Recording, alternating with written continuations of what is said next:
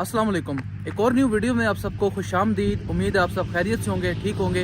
अल्लाह आप सबके काम में आसानी फरमाए। तो दोस्तों, आज की वीडियो के अंदर मैं आपको अपना फार्म हाउस विज़िट कराने लगा हूँ, जहाँ पे हमारा सेटअप है, जहाँ पे हमारा बिज़नेस है, वो सारा आज मैं आपको विज़िट कराने लगा हूँ। मैं कोशिश करूँगा कि ये वीडियो कंसाइज़ हो, कम वक्त में ज़्यादा चीज़ें अच्छे तरीके से कवर की जा सकें और ज़्यादा डिटेल में हम लोग नहीं जाएंगे, क्योंकि मेरा और आपका दोनों का वक्त कीमती है।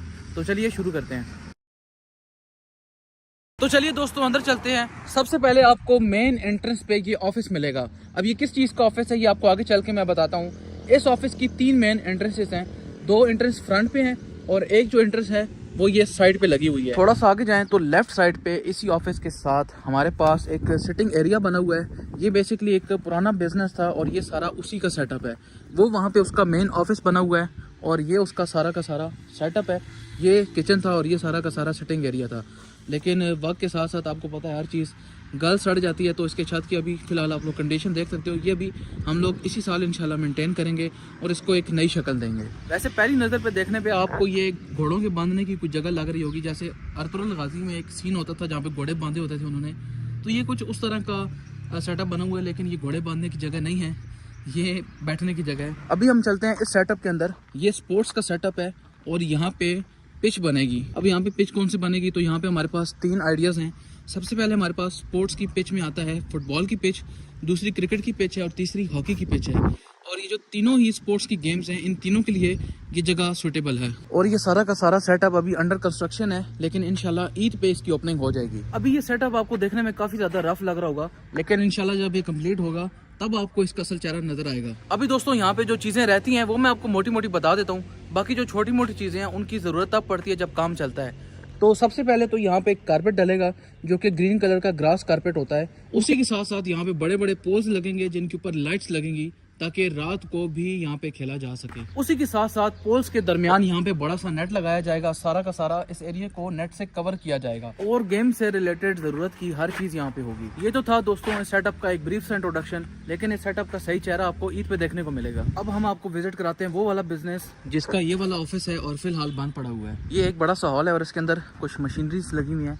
वो मशीनरीज किस चीज़ की है वो भी मैं आपको आगे चल के बताता हूँ। अंदर आते ही सबसे पहले आपको राइट साइड पे ये वाली मशीन मिलती है। अब इस मशीन का पर्पस क्या है कि ये मूंगफली के काम इस्तेमाल होती है। इसका पर्पस आप लोग ऐसे समझ सकते हो कि ये मूंगफली दाने की सेपरेशन के लिए इस्तेमाल होती है। उसके बाद लेफ्ट साइड पे देखें तो ये एक मशीन पड़ी हुई है। इस मशीन का पर्पस ये है कि ये निम्को चिप्स और लेस वगैरह की पैकिंग के लिए इस्तेमाल होती थी। अब इसकी वर्किंग किस तरह से है, यहाँ पे आप लोगों ने निम्को का या चिप्स का भरा हुआ बैग डालना होता था। वो सारी की सारी निम्को इस ड्रम के अंदर आ जाती थी, इस ड्रम से होते हुए इसके अंदर फिल हो जाती थी। इस तरह की बेशुमार मशीनें हमारे पास पड़ी हुई थी, लेकिन अब ये सिर्फ एक रह गई है। वो सारी की सारी मशीनें हमने खत्म कर दी क्योंकि अब हमें उनकी जरूरत नहीं है। ये सारा का सारा हमारे इस हॉल का बरामदा है। इससे अगर हम थोड़ा सा अंदर जाते हैं तो मजीद हमारे पास कुछ सेटअप है। हम लोग आगे चलते हैं क्योंकि अभी मजीद इन्फॉर्मेशन देना बाकी है। यहाँ पे मजीद 2 सेटअप लगे हुए। अगर आप लोग देखो, पहला जो सेटअप है ये मिक्सर है, ग्राइंडर है, उसमें एक लिफ्टर है और साथ जो आगे सेटअप लगा हुआ है वो एक पीनट की मशीन है, उसमें भी हम आते हैं। पहला जो सेटअप है भाई, ये सारा का सारा सेटअप था फीड का। काफ़ी लंबे टाइम हमने काफ़ी बड़े पैमाने पे मुर्गियों की फीड बनाई है। हमारे पास ये जो सारा का सारा सेटअप आप लोग बाहर देख रहे थे, ये इसी सेटअप का हिस्सा था सारा। यहाँ पे हमारे पास एक काफ़ी ज़्यादा बड़ा हॉल बना हुआ है और इस हॉल का पर्पज़ ये था कि हमने अपनी फीड के लिए जो मटीरियल डालना होता था वो हम यहाँ पर डालते थे। और यहाँ पे एक लिफ्टर लगा हुआ होता था। वो लिफ्टर आपको सामने नजर आ रहा है, वो एक पूरी लिफ्ट होती थी जो कि मटेरियल को यहाँ नीचे से उसके अंदर पहुँचाती थी और आधा उधर जाता था और आधा इधर जाता था।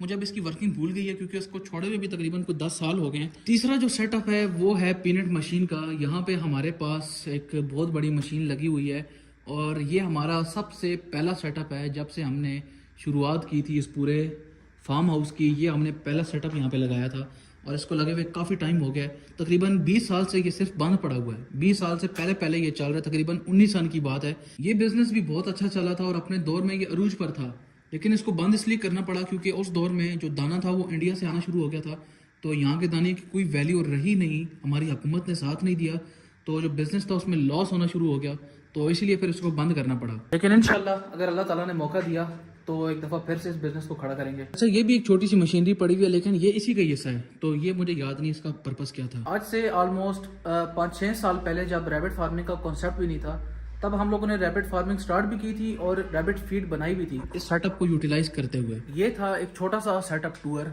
और अभी मजीद सेटअप टूर बाकी है, लेकिन वो मैं तब बनाऊंगा जब इस वीडियो पे कुछ ना कुछ रेस्पॉन्स आएगा। और अब दोस्तों कंक्लूजन ऑफ द वीडियो, जब ये सारे बिजनेसेस हमने स्टार्ट किए थे तब पाकिस्तान के हालात भी अच्छे थे, पाकिस्तान की मार्केट भी अच्छी थी और पाकिस्तान की मार्केट के अंदर इन चीज़ों का स्कोप भी था। लेकिन अब ना तो पाकिस्तान के हालात अच्छे हैं, ना पाकिस्तान की मार्केट अच्छी है और ना इन चीज़ों की आपको इतनी खास डिमांड रही है, क्योंकि अब बहुत बड़े बड़े बिजनेसमैन इन चीज़ों के अंदर आ गए हैं। अब पाकिस्तान के हालात ऐसे हैं कि अगर आप लोगों ने सोच समझ के कदम ना उठाया तो आप लोग गए। वो एक मीम बनी हुई थी ना कि इतना तो इन्वेस्टमेंट नहीं किया था कारोबार में जितना लॉस हो गया।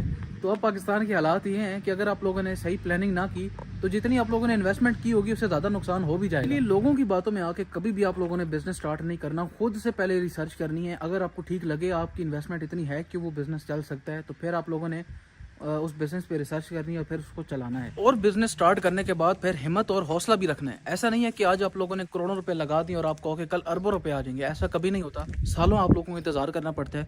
बिजनेस का नाम यही होता है कि आपको चैलेंजेस फेस करने पड़ते हैं। इसीलिए अगर आप किसी को ऑफर देते हो तो 100 में से 5% लोग सिर्फ बिजनेस की तरफ आते हैं, बाकी 95% लोग जॉब ही प्रेफर करते हैं, क्योंकि इसमें मुश्किलात बहुत ज़्यादा आती हैं, रिस्क बहुत ज़्यादा होता है। तो चलता हूँ दोस्तों, अपना बहुत सारा ख्याल रखिएगा। वीडियो अगर अच्छी लगी है तो लाइक कीजिएगा और सब्सक्राइब करने को तो क्या ही बोलूँ, कंटेंट आज कुछ और ही डाल दिया है, तो देख लो। अल्लाह हाफिज़।